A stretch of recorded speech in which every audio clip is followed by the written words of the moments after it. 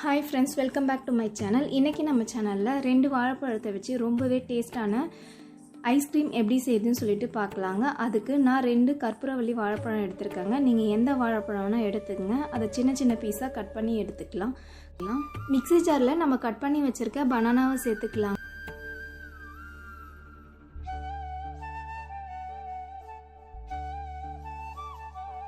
இது கூடவே கெட்டியான பால் காய்ச்சி ஆற வச்சிருக்க 1/4 கப் சேர்த்துக்கிறேன். 2 டீஸ்பூன் அளவுக்கு சுகர் சேர்த்துட்டு நல்லா பேஸ்ட்டாக அரைச்சிட்டு வந்துக்கலாம்.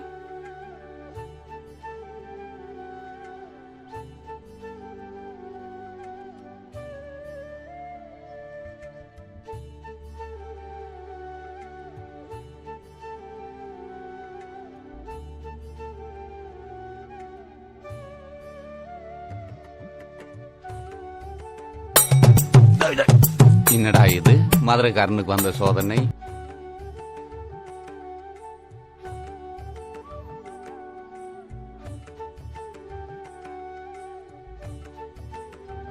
சின்ன கப்பில் ஊற்றி நம்ம செட் பண்ணி எடுத்துக்கலாங்க.